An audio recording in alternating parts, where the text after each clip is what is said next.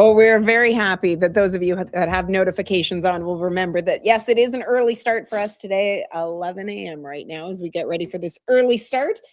There's a lot of people in there. There's quite a few people. Yeah, between the Winnipeg Jets and the Colorado Avalanche. I'm Sara Lusky. He's Jamie Thomas.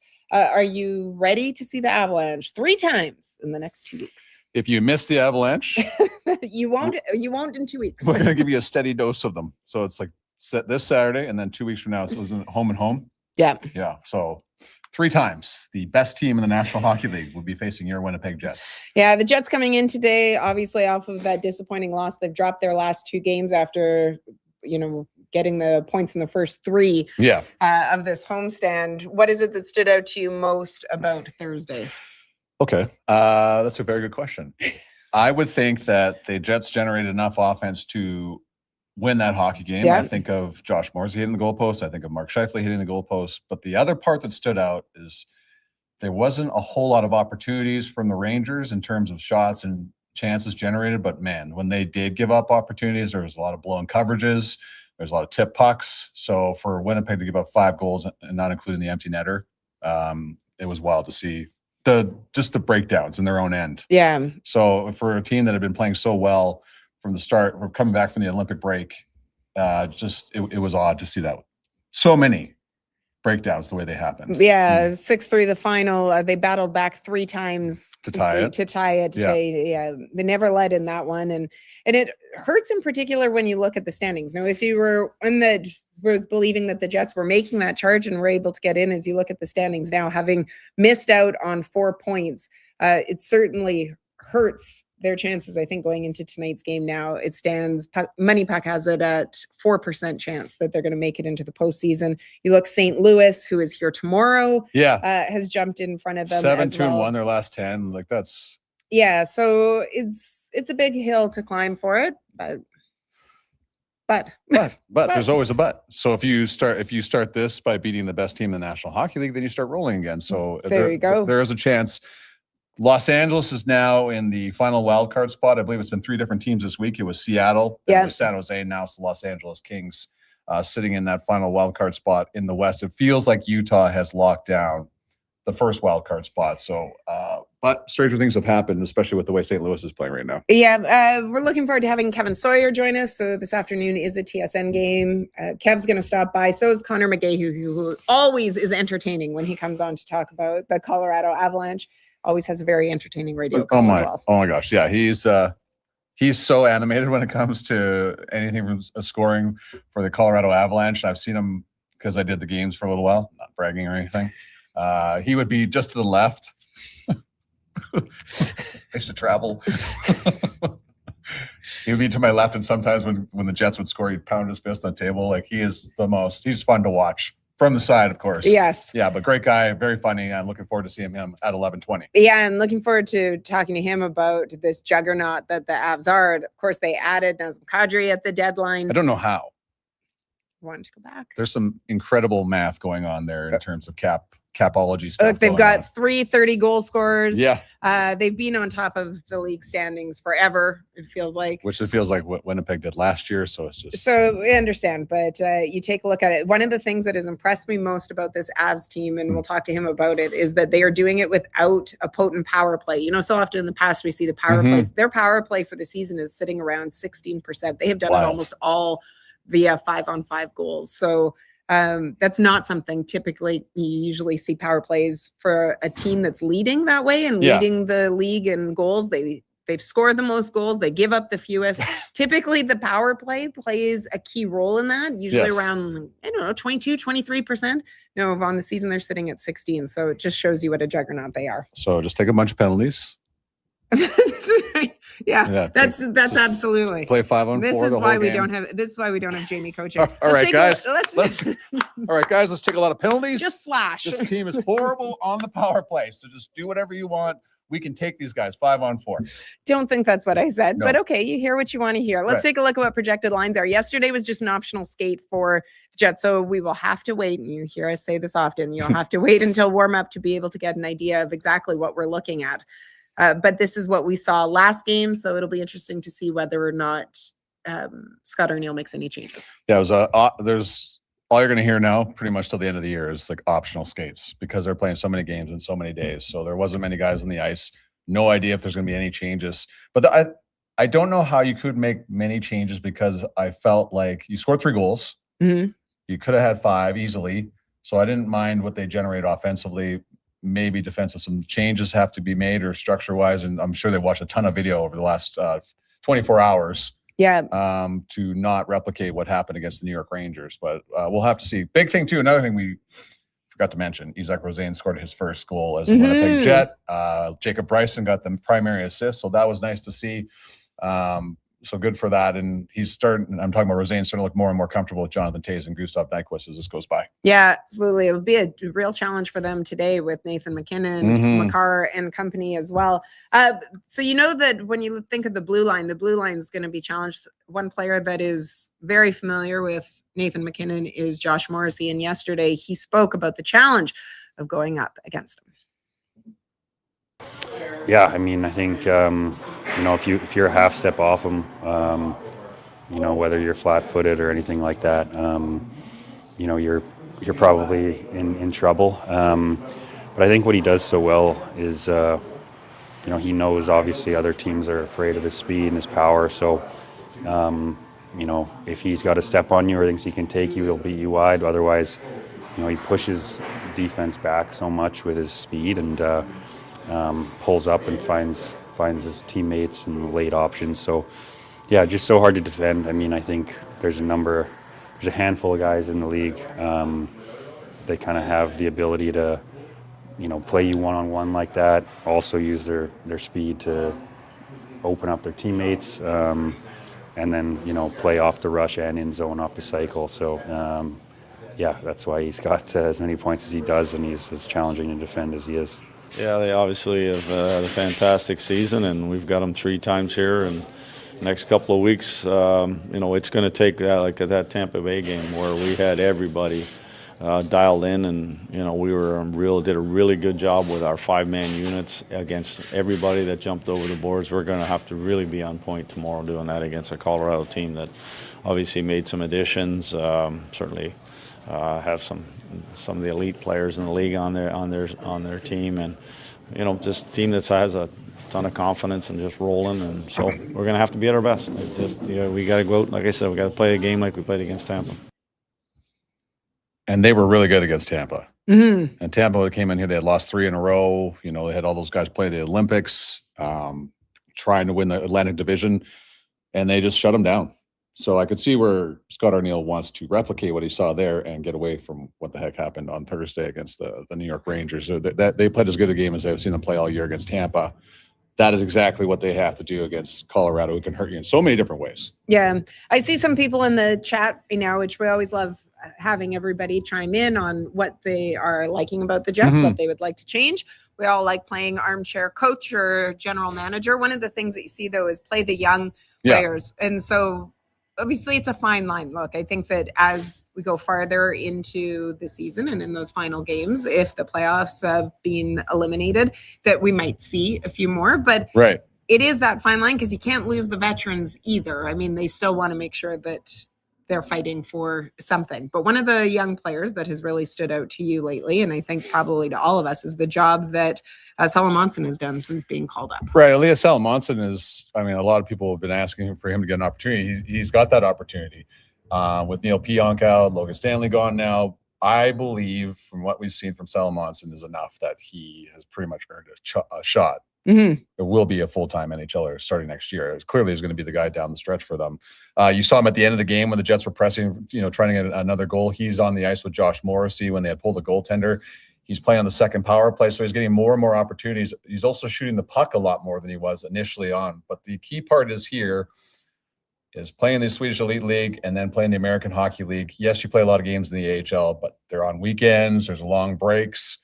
There's a lot compressed in the whole schedule here. I wondered and asked Scott Arniel about how well Elias Salamonson is handling the games, so many games in so many days.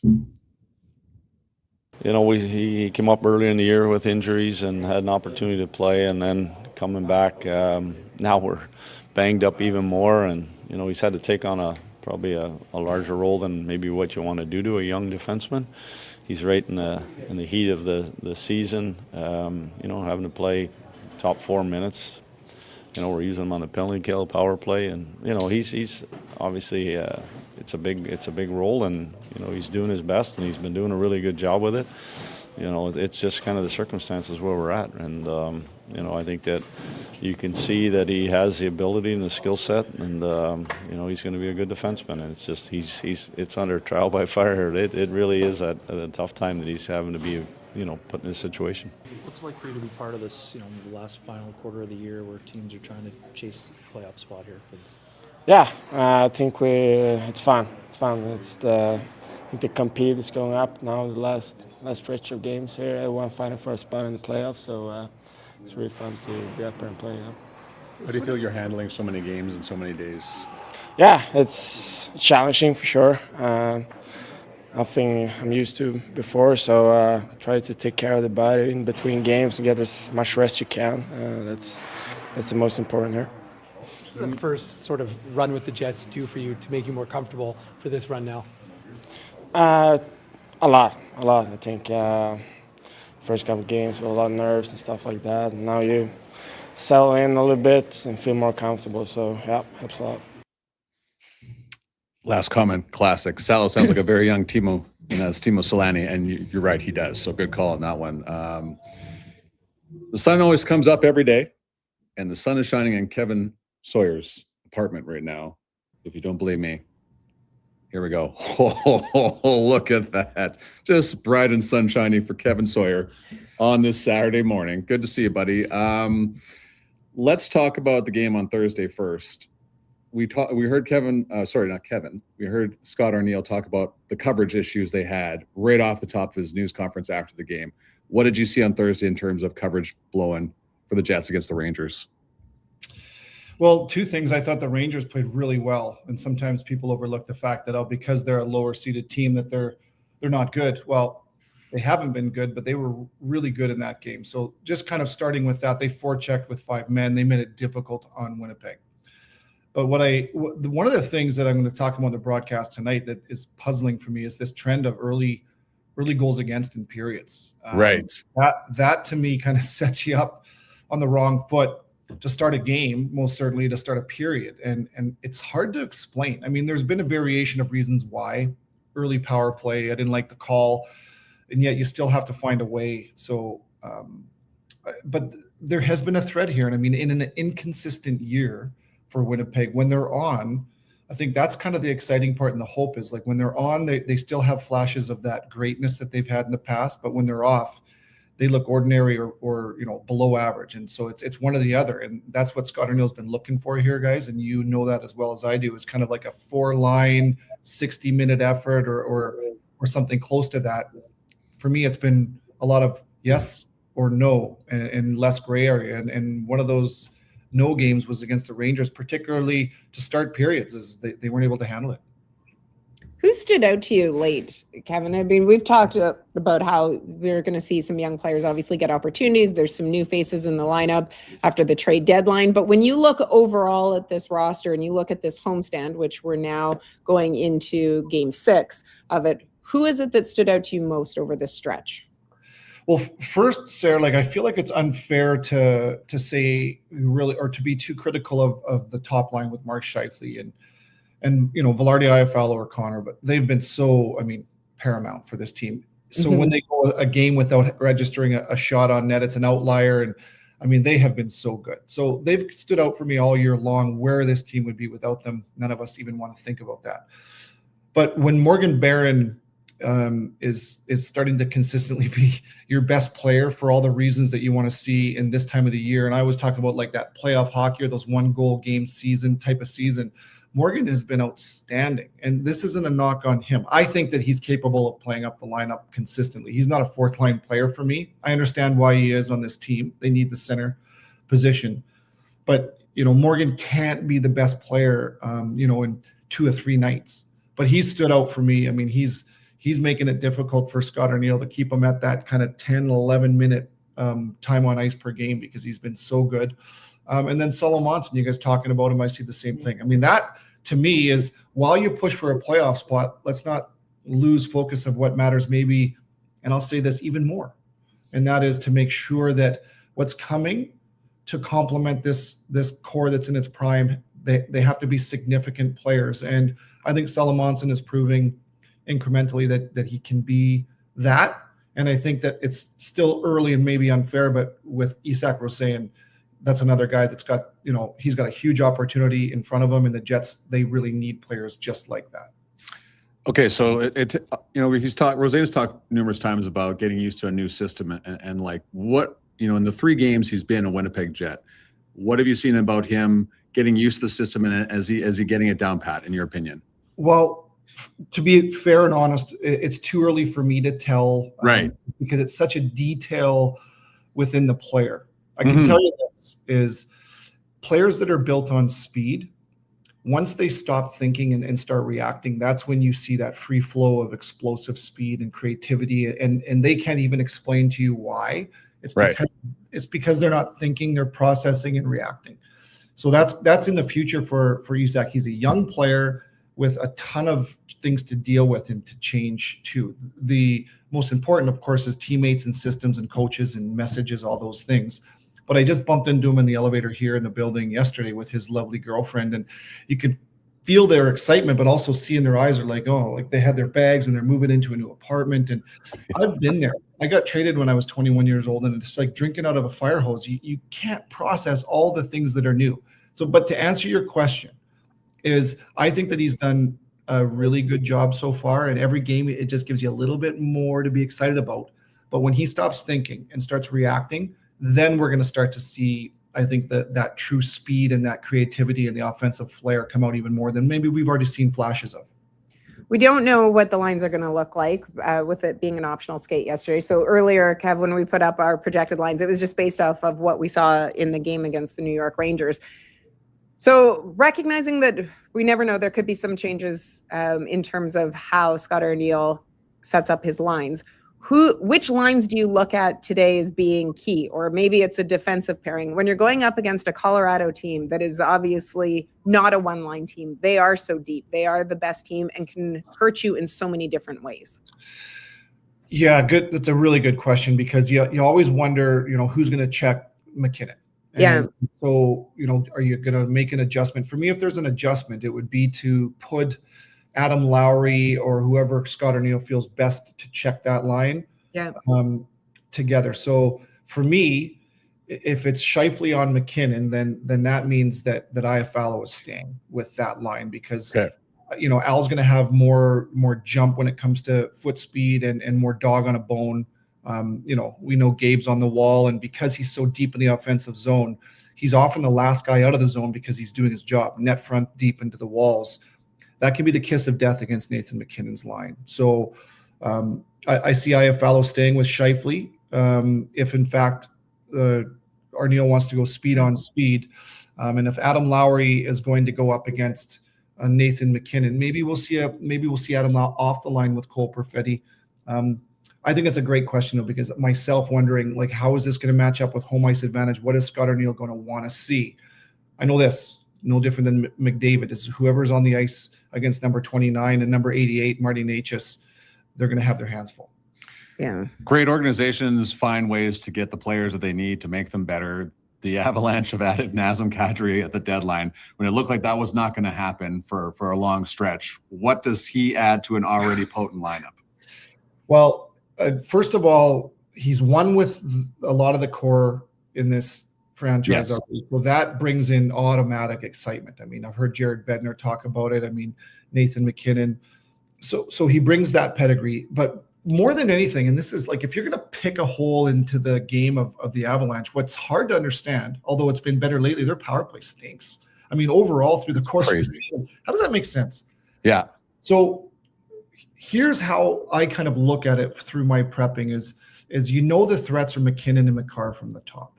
So everybody's going to cheat to take those away. And Makar, surprisingly, has more block shots on the power play from the top than most other defensemen on power play unit number ones. And then, of course, McKinnon is going to take a ton of defensive checking against him. What the Avs haven't really necessarily had is a left-handed shot playmaker. And Nazem Kadri is going to be that. I think, like I said, their power play lately has been better. But I think among all the other things, checking, tenacity, I think being on that top power play unit and being able to maybe draw some guys off of McCarr, draw some guys off of McKinnon, he can shoot it. But he's also got another level of playmaking ability, which to me should set that power play unit up for more success, which is scary to even think about. Buddy, really appreciate the time. You have any questions for Conor McGahey? We're about to bring him on the play-by-play voice. No questions. I'm just going to open my curtains again and continue to do my yoga in the sunshine. Said nobody ever. I gotta tell you a quick story. Yes. I'm up on a top floor and I do enjoy the sunshine with my coffee in the mornings and do my yoga on the carpet behind me. And I'm like, wow, nobody ever notices. But this week I've noticed at lunchtime, the people across the way may have noticed. So I got to maybe lower the curtains a little bit. No more private yoga. No more private yoga before games here. That was an overshare. I got to go. Downward dog, buddy. See you later. Bye, Kev. See you in a bit. Kevin Sawyer. You asked him about Kadri and about in the 3 games that he's played, he's got a goal, 2 points. He's a +3. He's averaging over 21 minutes of ice time. So yeah, he's certainly fit right back in, it seems, with that Avalanche team. Well, next to the guy that had everything to do with the acquisition of Nazem Kadri, he is Conor McGahey, the voice of Look at him. He knows.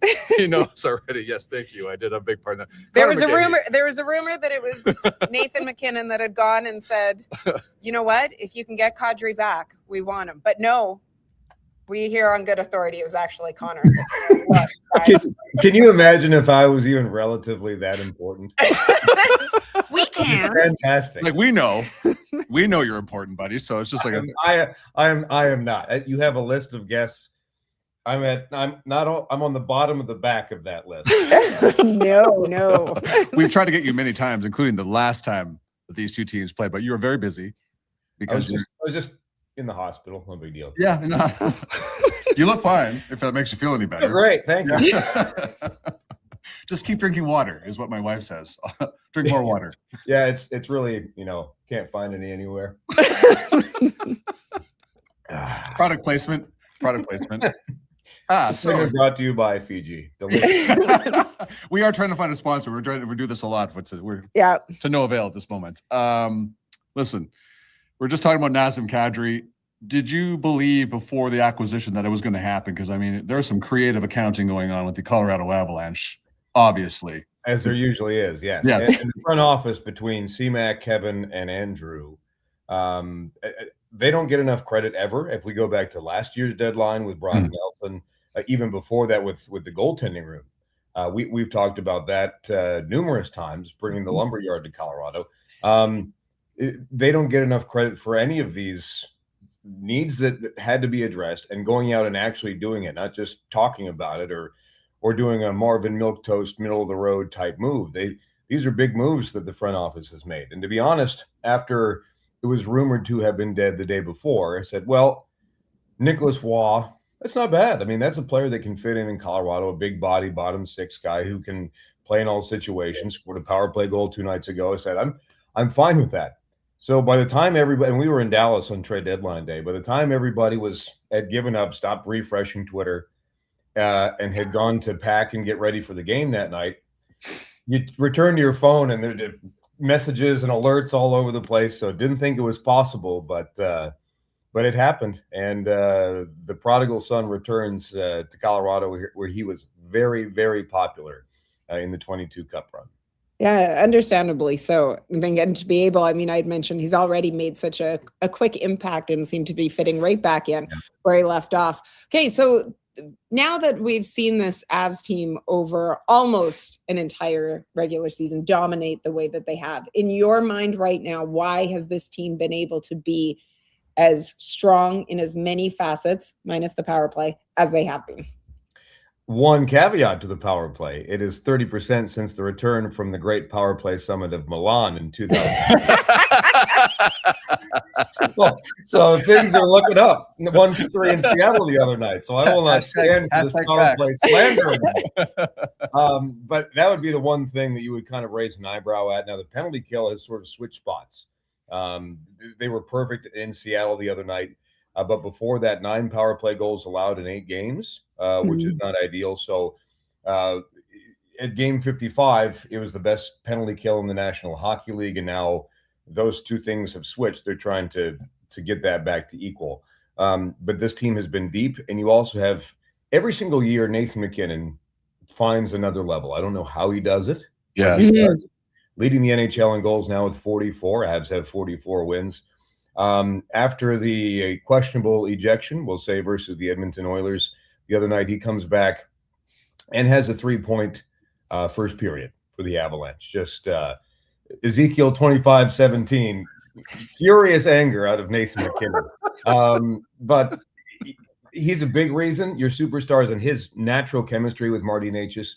There aren't many players in the world who can play with Nathan MacKinnon, think the way that he does, react the way that he does, skate the way that he does. And Marty Necas is right there, his first 30-goal season.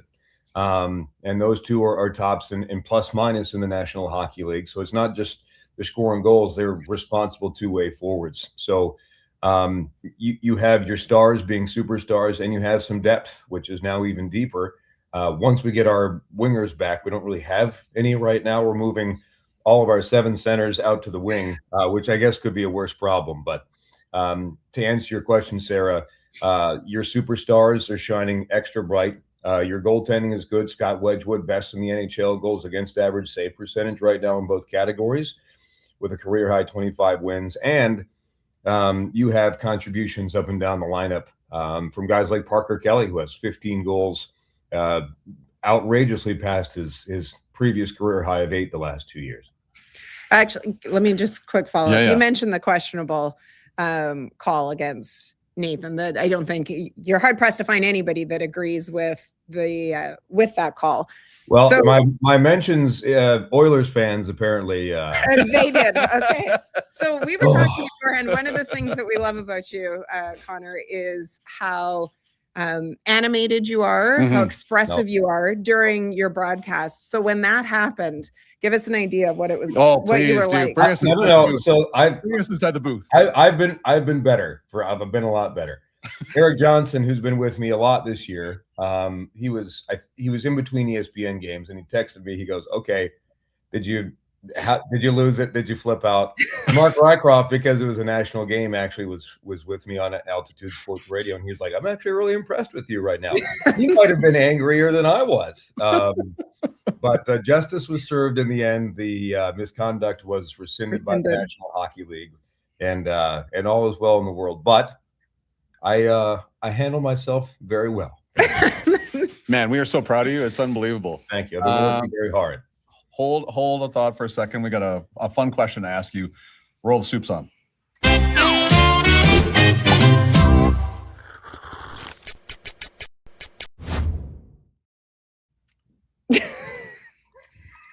I love you, buddy. I love that your facial expression says everything. Last thing you thought you would come Usually I have something and I had nothing, which is maybe a product. You are working hard on yourself. You are working hard on yourself. Not only do you quote Pulp Fiction, you bring into this. Anyways, soup's on. What is your go-to soup at this time of year when traveling with the Avalanche? Boy, that's a tough one. I've been on a big clam chowder kick recently. We were just in Seattle and right place, Southern California, randomly when we were there last week. So at this very moment, it has been New England clam chowder. New England. I was just going to ask, New England or Manhattan? Okay. Yeah, exactly. Well, you never disappoint, my friend. Congratulations on controlling yourself in hard times. We look forward to seeing you inside the building tonight. And hard times. Yeah, really hard. Yeah. I don't know how I'm getting through this. I don't know how you're enjoying first overall. 44, 11, and 9. Yeah, it's a real hard times. It's a tough gig you got right now, Conor. Hashtag blessed. You're the best. Bye. See you, Conor. Conor is great. We always appreciate his time. As we get close to wrapping up, we do want to quickly promo a couple of things that we have coming up. Yes. First off, the latest episode of Ground Control is out. Yeah. Newest guy, Isaac Rosaine, joined me. Here's a quick look How many IKEA jokes do people crack with you in a North American dressing room over your time here? It must be all the time, right? Yeah, it's all the time. Haven't got one yet here. I don't know how many you have in Canada, but it's yeah, I definitely need to look one up. Get some meatballs.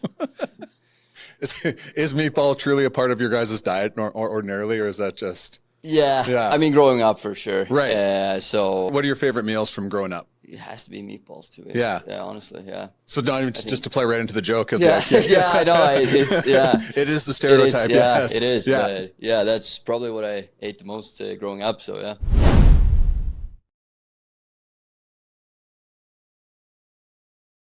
Okay, that's my part. What's going on with you? All right. Today on the broadcast, first intermission, as always. Mm-hmm. The latest edition of Runway comes out. The full episode will be available right afterwards on the Winnipeg Jets YouTube channel. But here is a very small glimpse of what you'll get to see.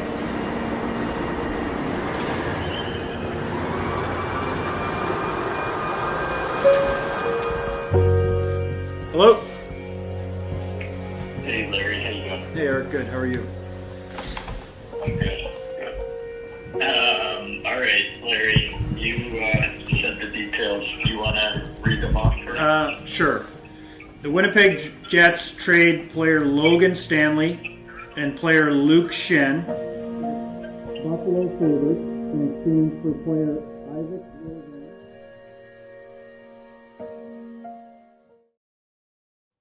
Okay, that's new.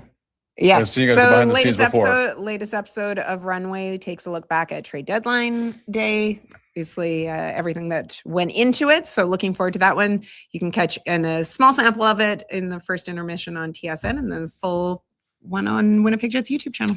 Well, many thanks to Kevin Sawyer and Conor McGahey for their Always fun. appearance on the show today. Hope you enjoy this afternoon's game as the Colorado Avalanche paying a visit here to Canada Life Center at 3 p.m. Yes. Thanks for all of you joining us in the chat. Thanks for coming in and joining us early today. We will be at 11 o'clock again tomorrow as well when the St. Louis Blues are in town. And that will be game 7 of this 8-game homestand for the Winnipeg Jets. Thanks for watching, everybody. Thanks, everyone, for checking in.